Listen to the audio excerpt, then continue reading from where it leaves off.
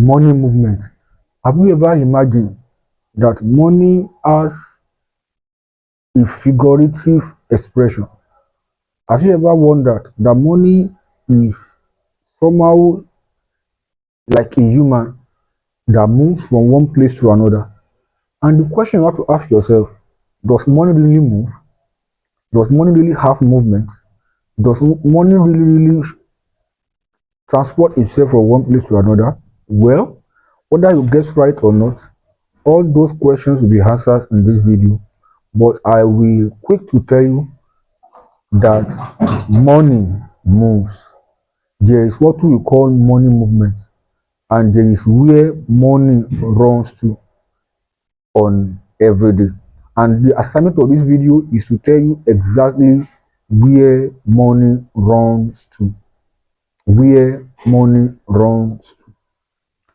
And if you want to believe in our subsequent videos, I've explained many times that money does not like being trapped in one place. Money does not like being hoarded. Money does not like being idle. Money like to move, transact, moving like a fluid from one place to another. And for the course of today's teaching, have you ever wondered and seen money as something that is physical and it loves to be in a place? And also, have you ever asked people who say to themselves, okay, I want to find money, or I'm finding money, or I need money? And the question we always ask them is that, where are you finding the money? Where is the money? Do you know the location of the money? No, many of them will say, I'm just finding money anywhere I can find it. But I can assure you that in this video, I'm going to tell you the two places where money resides. Money is not everywhere. Money has location, and that locations are not static locations. It's like a movement. Have you imagined a pendulum of a clock which switch from one place to another? A pendulum is not a static machine. It likes to swing up and swing down, swing right and swing left, swing right and swing left. Now, that imaginary graphic you have in your head, that's how money to move. Money has two places where it swings to the right and also swings to the left. But you never find money in static in a place or static in a location. You will always find money moving right and also moving left, moving right and also moving left, moving right and also moving left, because money has an agenda, money has a place, money has something you want to achieve. And if you don't have that mentality of how money moves, you will be clamoring finding money where there is no money, because everything in this life can be located at a certain place. There's a place where you can locate gold, there's a place where you can locate iron ore, there's a place where you can locate silver or all the natural resources. So do money. There's a place where you can locate money. And your assignment in this video is to listen attentively and let me show you where money can be seen. And if you agree to find our coordination from the chains of the kingdom and economic standpoint, you will find out that there are just two places that money like to run to, and it swings like a pendulum. And that two places is the place of value and the place of reproduction. Or for a simpler terminology, I can say the place of production and the place of reproduction. The place of production and the place of reproduction. But the reason why not called production is that in explaining technical aspects, it does not deal with producing something physical. Sometimes it can deal with producing your value, your skill, your talent, your services. You see that now. Somebody who is doing a barbing salon or operating a barbing salon is not selling any product. He's only operating a service outlet. So we can we can categorically call that one production, but we can call it value, because value is a mother of everything that you offer to humans, either be products, either be services. Value is generally what you offer every human being. So if we are going to examine these things very, very well. So we have established that there are two places where money runs to: the place of value and also the place of reproduction. Now let's get started. What do I mean by the place of value? The place of value is where skills, entrepreneurship, and knowledge that provide solutions to mankind are found. Think about it. What do we mean by skills? What do we mean by entrepreneurship? What do we mean by knowledge that provides solutions to mankind? Any place you see that any place you can find skills, you can find entrepreneurship, you can find knowledge that provides solutions to mankind, you will always see value. And it is also where trained, the place of value is also where trained, anointed, gifted, and talented men render their services for the world. I'll take that again. The place of value is where you are going to see trained people, anointed people, gifted people, and talented people rendering their services for the world. I think that is basic enough to understand. But I want to go deeper now. I want to check a scripture, Proverbs chapter 18, verse 16. Proverbs chapter 18, verse 16. It says, a man's gift, right now, hear this carefully. A man's gift maketh room for him. I want you to underline the word maketh. Underline the word maketh.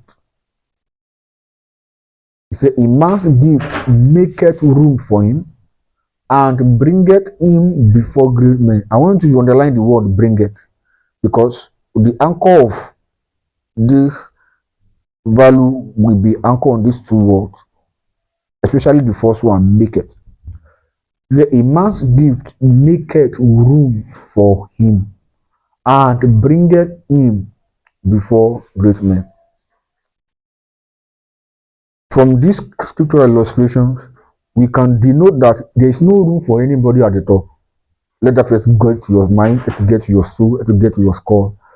There is no room for anybody at the top. But whenever a man has a gift, that gift by itself will created room for that man at the top and bring him forward. And not just presence of ordinary people, but presence of great men who have capacity to reward him for a gift. Let me explain better. There is no room for anybody at the top. No room. Absolutely no room. The only way you can have a room is when your gift, the Bible says a man's gift, not the man himself. A man's gift maketh room for him. It is a man's gift that make room for him. That means by virtue of who you are as a man, there is no room for you. But your gift can make room for you. Hope you are saying that now. He says a man's gift maketh room for him. That means if you want to quantify what a man is, once you have no value, nobody value you. I think it is getting interesting, and you can understand better. Once you have no value, nobody value you. Once you have nothing to give to people, nobody consider you valuable. So what make people, you are just an ordinary man until there's something inside you that is beneficiary for you. I think it's simple like that. A man's gift is the gift that maketh room for that man. And that gift will now bring that man before great men. You see that now? So the world does not care about your face, about your skin color, about your condition, about your beauty. Nobody cares about who you are until there is a gift in you that they can pay for. There is nothing that concerns you with anybody. Nobody really care about you. Nobody really concerned about who you are. Nobody's really mind you, or no matter how beautiful you are. There are many beautiful people out there. There are many handsome people out there. But even without beauty and handsomeness, people who have valuable gifts, they are more cherishable, they are more valuable, they are more respected, they are more honored than people who have nothing to give to man. You see, humans, let me just do a little human psychology. Humans are very biased when it comes to who they respect and who they honor. And women have a very biased standpoint on who they choose to honor and who they choose not to honor. And you may be angry all the way you want, but one thing I will tell you is that no matter how angry you are, you will not be honored, respected for doing nothing. You have to do something that contributes immensely to human growth or making life better. I think that is simple to get. Value, value, and by doing so, by contributing to human development, you are not going to go without being rewarded. The economic system of the world makes sure that any man anywhere who provided value to people must not go unrewarded.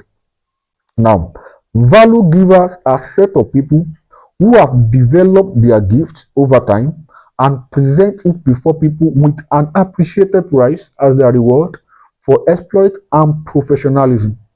And many times I always use people, the athlete world, let me say football for example. There are people who just have talents, or let me say gifts, and they train every day, they develop. Some of them do a lot of workouts, they train their body, they watch their diet, they train, they look out after themselves just to make their body stay at the peak, just to make their body to be at the height of professionalism. And because they have paid that price, there will be a reward for their exploit and professionalism. You see that now? So people who give value, they have trained themselves, they have worked on themselves, they have developed themselves. They don't just uh, uh, do anything anyhow. You see, developing potentials into real value is your job to do, and it is the responsibility of people to place demand on your gift if your gift meets required standard. I'll take that again. Developing potentials into real value is your job to do, and it is the responsibility of the people to place demand on your gift if the required standard are being met. So nobody's going to reward you for giving them raw value. No. Like I always said, nobody will go to the mines and mine gold and put raw gold on their body as pendant or as chain or as ring or anything what it is good for. Nobody use gold that way. Raw gold is not as beneficiary for mankind. Although raw gold has some intrinsic value inside it, but it's not as valuable as a refined gold. What people want to pay for is not raw gold. What people want to pay for is refined gold. So for these miners, they collect the gold from them, they buy it from them, and big people they refine it so that they eat the gold as with much heat, sometimes 100 degrees Celsius or Fahrenheit. I don't know which one you use in your country, and they begin to eat. Sometimes it must be under 12%, or they see that the dross have been taken away, the chaff have been taken away, the dross have been taken away from the gold, and then it's remain the pure liquid ones, and then they can turn that pure liquid ones to anything they want to use for, either gold, chain, uh, jewelry, anything, because they believe that gold is valuable, but it's not valuable at a raw state. Same goes to your value. No matter what you are doing that is not valuable enough or is not refined enough, you will not be rewarded, or your reward will be so low. For example, if you are operating a barber salon and maybe say you are a barber or a hairstylist, and the rate at which you offer your services is too low, you are not good at what you do, number one, many people will not patronize you, and number two, people not even recommend your service because it's not top notch, and number three, your reward will be small.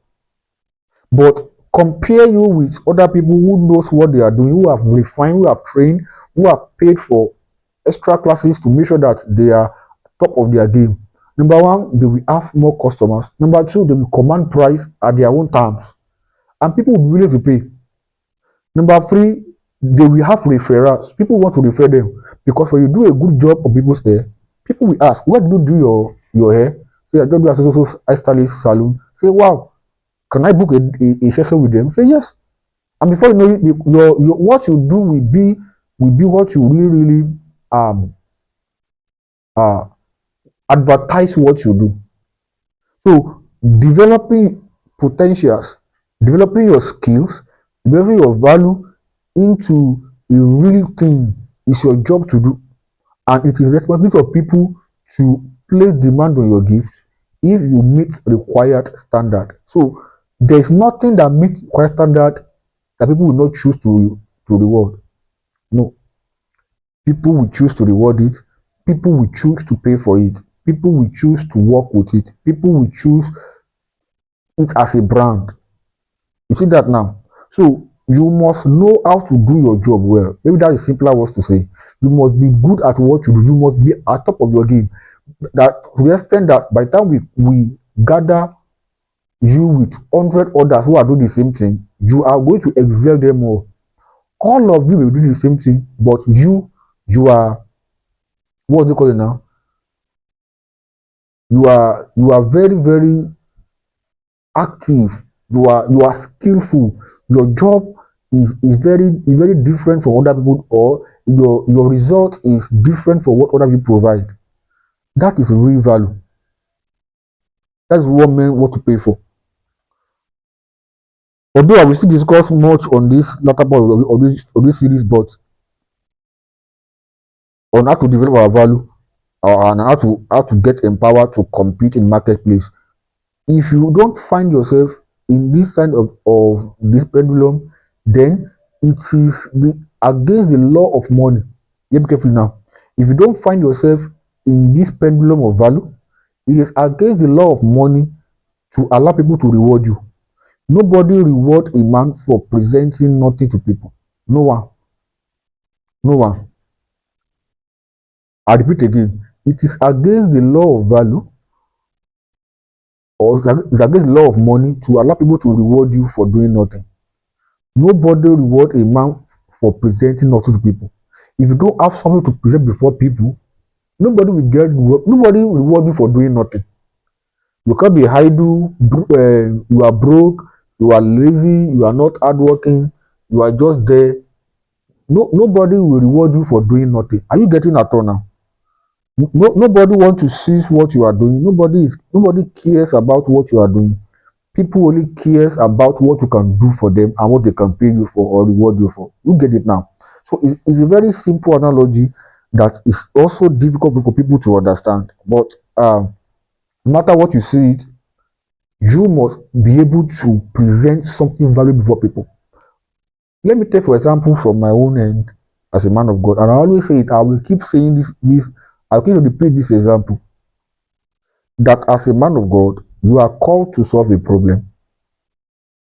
Although everybody has the mandate to preach the gospel, which is for everybody, but inside that mandate, there is a specific assignment that is placed for you to do, so that we can complete the body of Christ.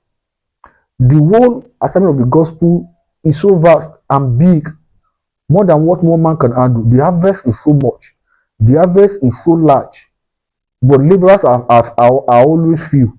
You see it now. So inside that few, God always raises effective and efficient ones. And those effective and efficient ones are going to be people who are already know what God called them to do. Literally, what God called them to do. Literally. So, as you are called into ministry, you are not called to do everything. That's basically the truth.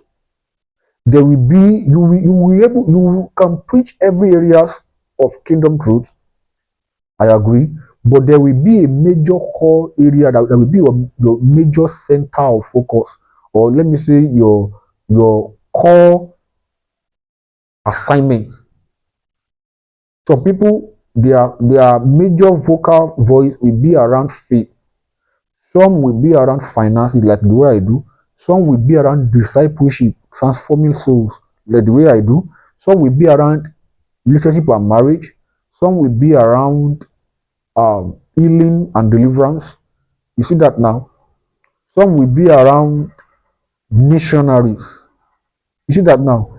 All of this is the same Lord, but different administration. It's the same Lord, but different spirits. It's the same Lord, but different calling. And by the time you do this effectively, you are providing value. Let's say, for example, you are a person who provided value for people, or let me say you are in the uh, healing streams, you are in the healing ministry. Let's say you cry to God and God decided to give you healing to heal HIV. Huh.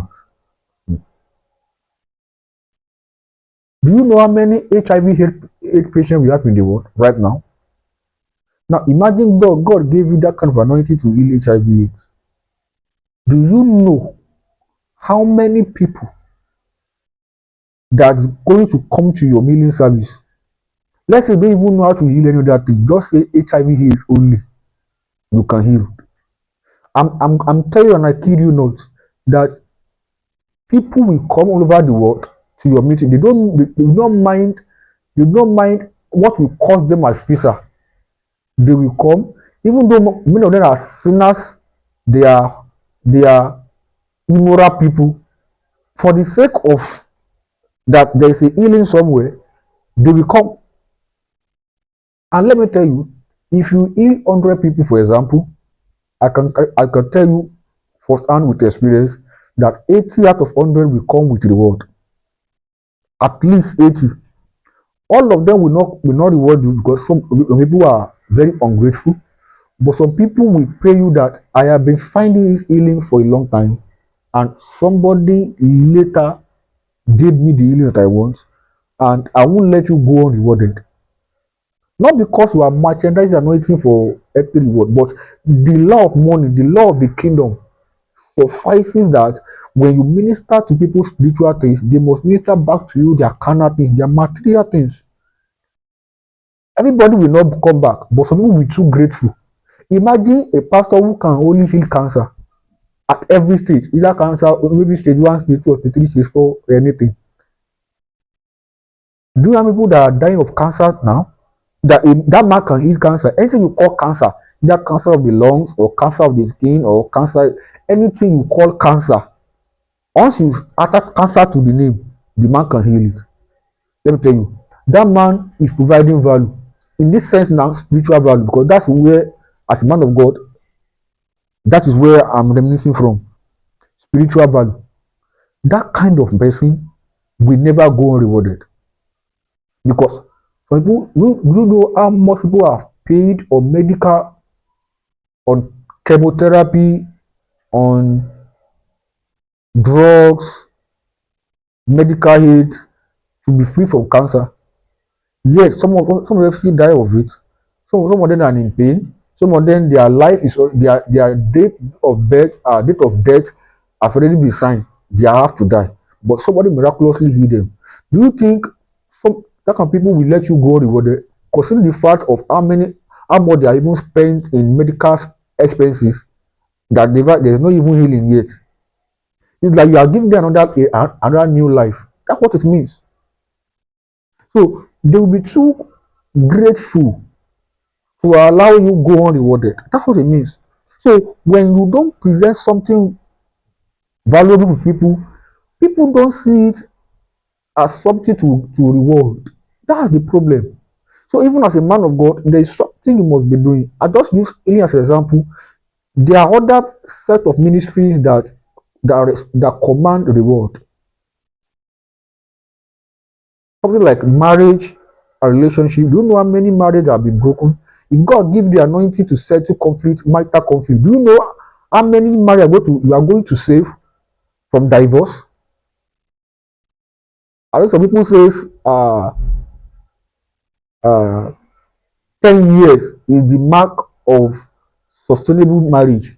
That anybody who have marked 10 years, the chance for them to divorce is very minimal. And they say that the highest rate of divorce never even hit the 10 years mark. And it's true. Even now, some people, the maximum now is 2 years. Before you know it, 2 years, they have divorced. 3 years, they're divorced. 2 years, divorce. 3 years, divorce. You see that now? So, people are already seeing it that this is a problem and I can give value to it. So, people see that there is a problem in marital uh, affairs, there's a problem in marital world, there's a conflict there, and somebody to step up and put solution to it. And you have to be anointed and grace for it. And let me tell you, if God give you that kind of grace, I'm telling you, you are set and you are done for the kingdom. And you are doing a massive work for God. You see that now. So you must learn how to refine your value. You must learn how to refine your gift. You must learn how to refine yourself to become acceptable and to let your value become exceptional. You get it now? So if you understand this thing very well, you are going to see that there are many times that the problem in the world is calling for your solution, but you are not giving solution to it. So that's how it is. The place of value is a place whereby it is not it is not uh it is not possible for you to go without reward if you provide a top-notch value at a global standard, or let me say at a standard that your capacity can handle at a point in time. Because people can evolve, people can increase, people can what they call it now, people can develop themselves more and more, even beyond what their current level. You see that now. So you must know that the first pendulum that many runs to is a place of value. You see that now. So many of us, we don't even have value to give to people yet. We don't have it. We're not giving any value, but we want money. So when people wake up in the morning and say, I'm finding money, I will ask them where. Because there are two places I know where money is. And one of them, as I explained right now, is the place of value. And now the second place where you can find money is the place of reproduction. The place of reproduction. What do I mean? The place of reproduction is a place where investment, business, or where product or services are found. Oh, it is synonymous to a place of value, but sometimes I slightly differentiate it away from place of value because uh, the people in this category, they are the mother of modern day advancement, be it in technology, be it in science, be it in arts, be it in anything you can name. They are the fathers in that category. So if you see that right now, you will see that uh, the place of reproduction is a place where investment, business, entrepreneurship, product services will take place.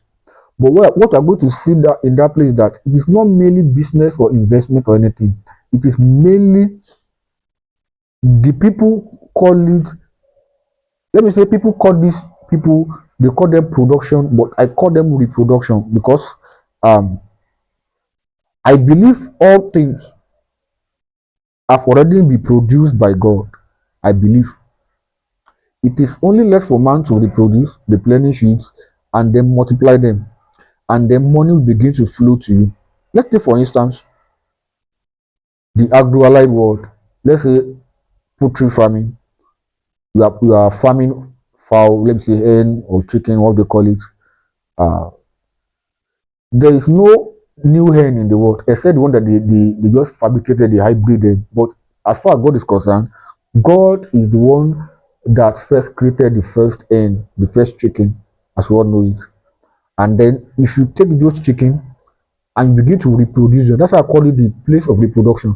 You can reproduce them, and after a while, you are going to reproduce them massively, and they're going to give you money, reward for it. I remember years ago, I think I did a local farming of hen chicken, and then I started with two female hen and one male.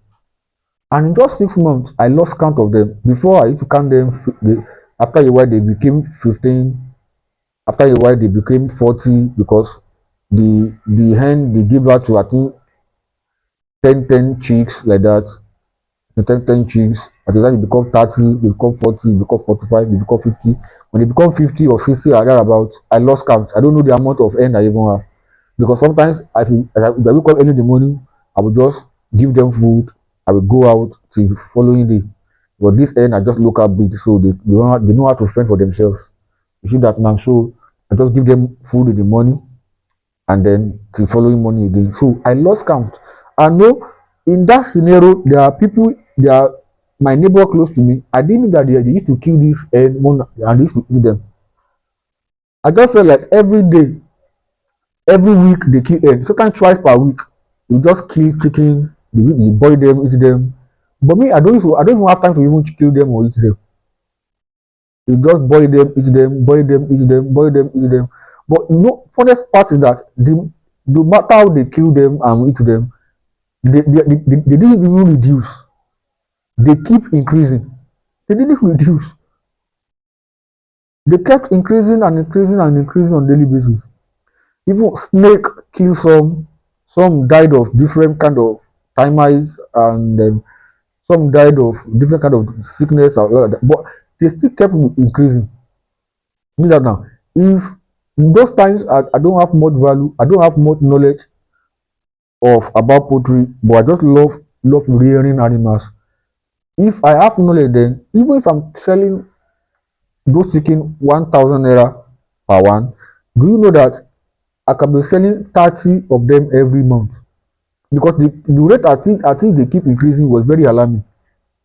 But we have many female chicken, they can lay eggs in different. Sometimes I don't even know who and who. Sometimes those hen are even confused. They begin to incubating different eggs that's not even their own. Because there were so many. See that now. So if I'm selling those hen, let's say for example I'm selling them 1,000 naira, you know I can make it 5,000 naira every month, steady income.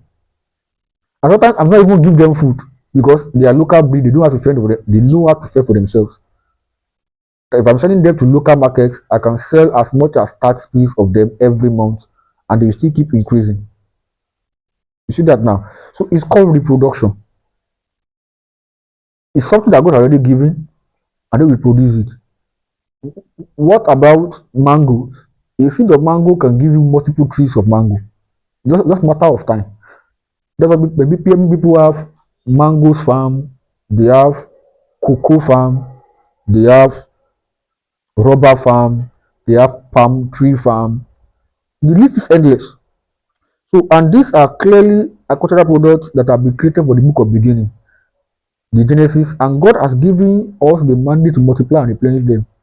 Do that now. So if you take some or buy some and you multiply them at your own little capacity, you are going to replenish them and you can sell them to make money. See that now. So everything a man needs to succeed have already been given and supplied by God. So the inspection of creation. But man refused to take initiative of them and multiply them. That is why in any given country, agricultural products are first the basic kind of industry that is needed. No matter no matter the wokeness of any country in advancement technology or anything, they still they need agricultural products to survive as a country, because once people can eat adequately, they die. For people like me, even as a man of God, I love farming, and by the grace of God, I'm able to go to farming fully. And because,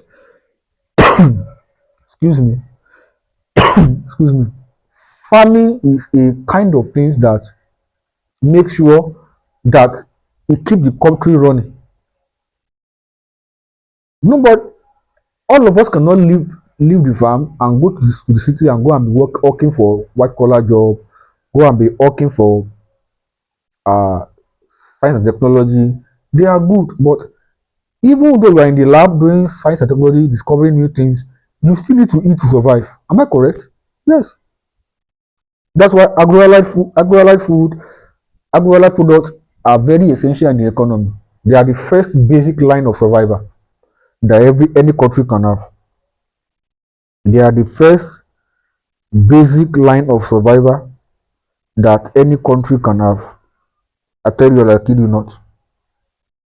They are the first basic line of survival any country can have. You see that now. So uh, you must understand how to take these things and multiply them. Also, uh, on deeper sense, um, when God says, "Let there be light," and there was light, but Thomas Edison reproduced light in another way. God said, "Let there be light," and there was light. But somebody know how to think beyond the box or outside the box and learn how to trap light inside the bulb. And that's why we call it invention, not creation. Thomas Edison does not create light. He only creates, he only invented the light in another way. Because Thomas only reproduced what God has already recreated.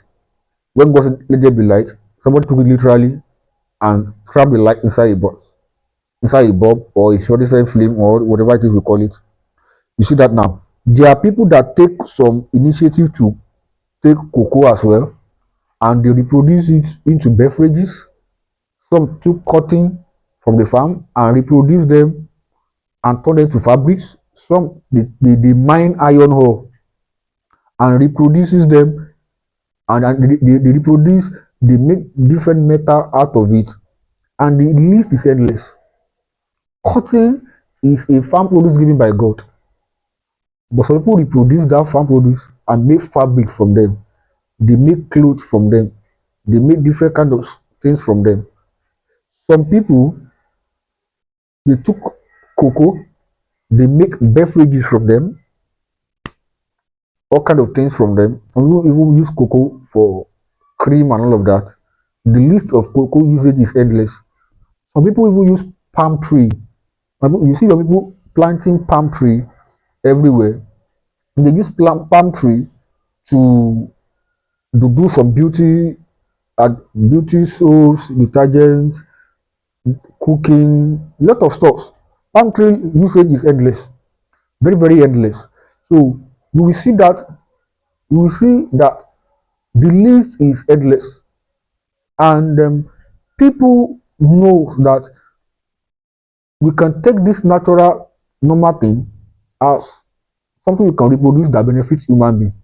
See that now. There are some leaves behind your backyard that are very useful, but because you don't know what to do with it, you cut it down. But that tree you cut down or that leaf you cut down, that's somebody's herbal medicine in terms of soup for certain kind of diseases. But because you are not having the mentality of reproduction, or your team of line of reproduction does not even go in that way, you don't know the usefulness of this. That's how it works. So you will see people having a rubber farm. People took rubber and make plastic and different kind of things from it. As we have today, the lists are endless. Some people they take this um red sand. I think that's where they get aluminium from. There's where they melted the aluminium from it. See that now. So aluminium is used for basically making plane. Let me see, manufacturing company like those who provide who manufacture plane, manufacture cars, and some house items. They use aluminium a lot. See that now. Those are just natural materials that does not make sense to anybody.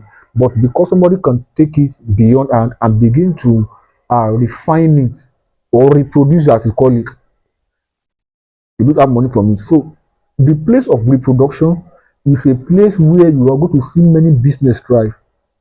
You are going to see many people thrive. You're going to see many inventions work. You see that now. So you are going to see inventions, innovations,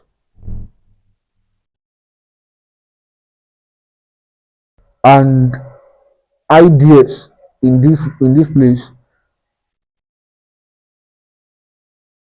Innovations and ideas working in this place. You see people in this place, they are crowded because people can think outside the box to make sure that they bring something that can beneficiary to human. They have it and they can do it again and again. So um that's how it works.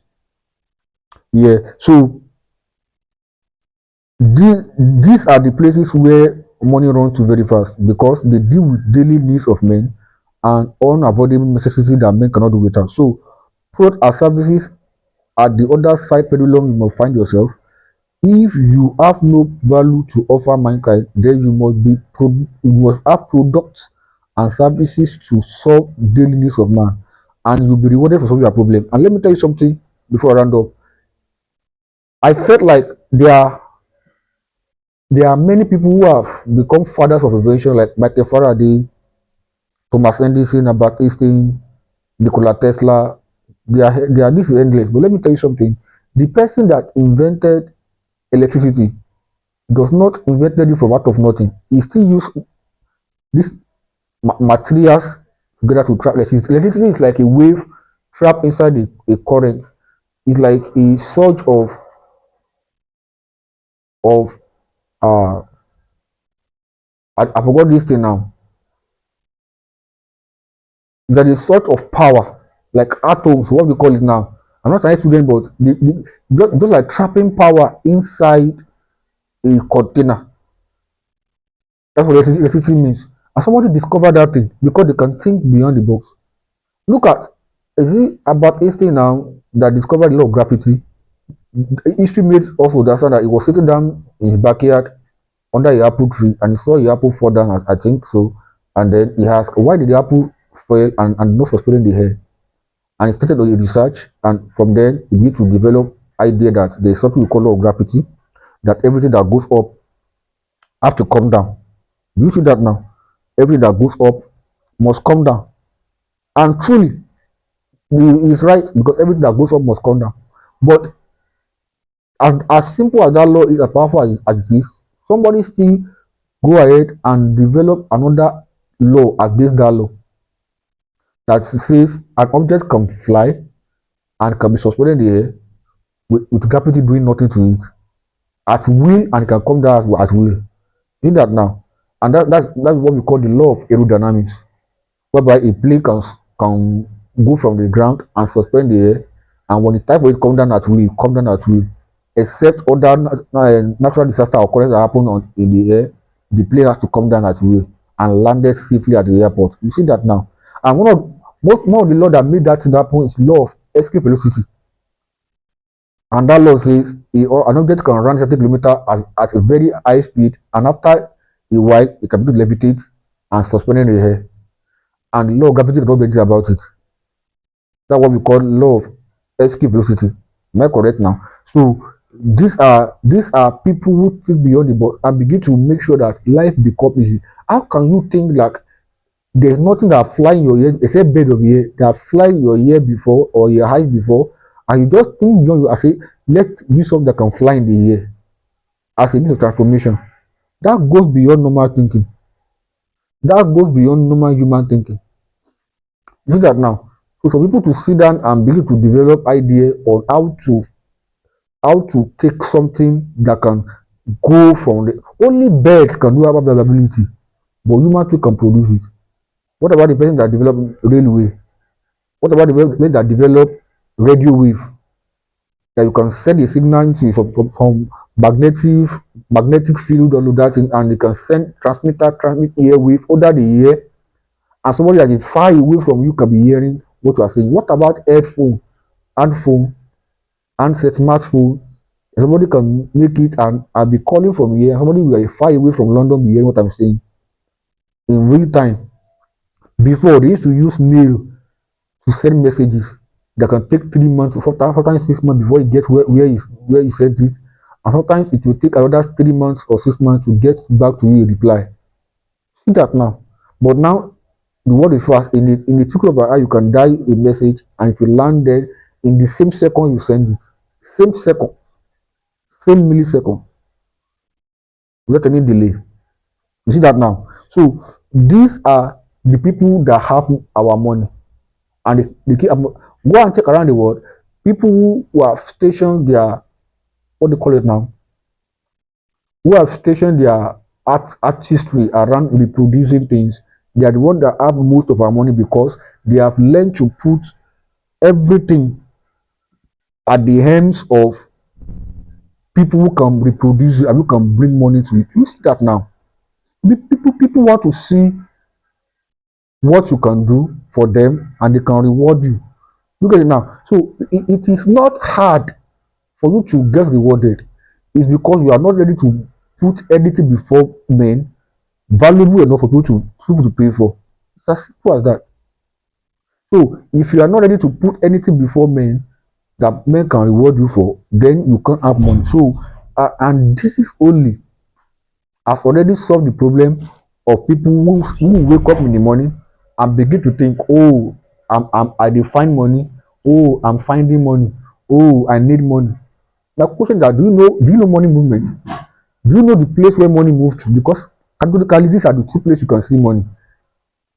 People who have value to give, their skill, their talents, their anointing, their skills, or people who can take natural resources or pick the box and produce gadgets, produce products, produce things that can improve human capacity, that can improve human living, that can make life better, if not even improve, maybe still make life better, or that can make life more pleasurable to live or more comfortable to live.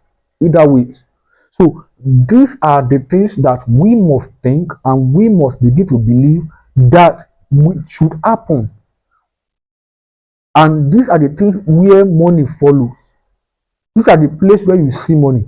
You can't see any company anywhere producing products for mankind that except from certain occurrences of maybe fiscal policy, economic policy, or inflation or things that makes a company to close down. But companies who are mainly producing goods that human beings need on daily basis, they rarely run down. They rarely run down. They rarely do. They rarely do. So there are places of bankruptcy that can happen due to mismanagement of, and there are many that can happen to that can cause it. Leadership can cause it. Bankruptcy can cause it. Fund management can cause it. There are many that can cause that problem.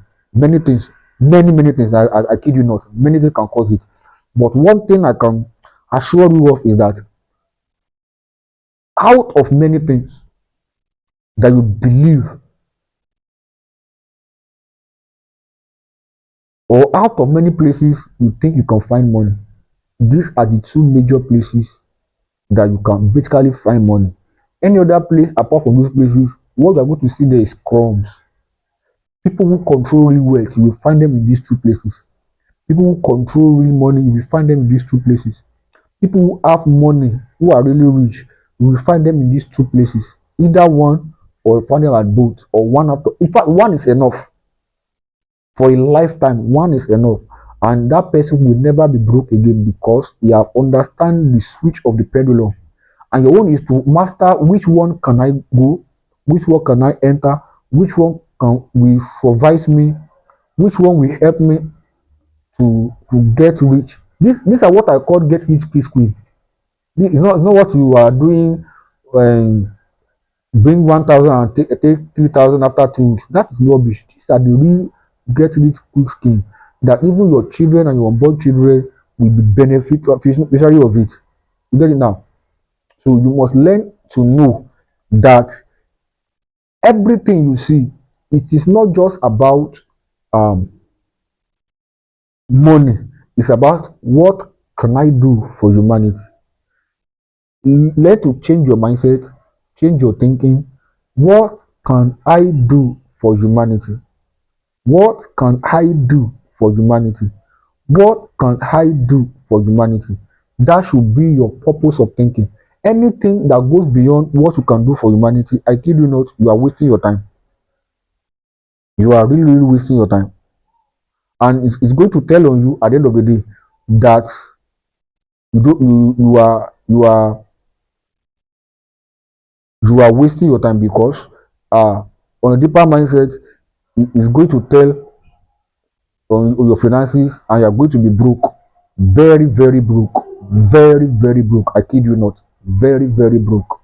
You see that now. So you must learn how to understand these things and think beyond the box, and make sure that you are intended to produce value that mankind can use, or you are intended to produce value that can benefit mankind, either of the ways, and look and see how your reward will come from them.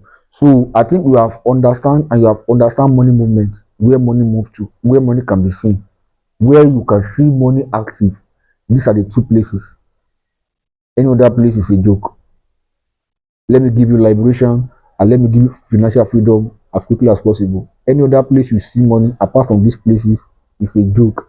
It's a waste of time. These two places, you are going to have and see money moving there every day. Money keep flocking there. Money keep flocking there, because they are basically what human being needs. So money keep flowing to it on daily or hourly basis. So I believe that you have learned. I have understand what it means to understand money movement. Next time I come to your way, I'm going to, and this will be the last topic on this subject of money, the money substitute. What buy things without money? What can buy things without money? There are, I kid you not, there are some uh things that can buy goods and services too without using money. I know that you don't believe me, but I'm going to show you that next video of what you can use to buy things, even when you are not having money. I'm going to show you that video, and make sure that you follow me, and let me show you that clean tape of the things that you can use to buy, the things you can use to buy anything in the market, even without using money. Until next time I see you, please be blessed and have a wonderful day. Thank you. God bless you. Bye for now.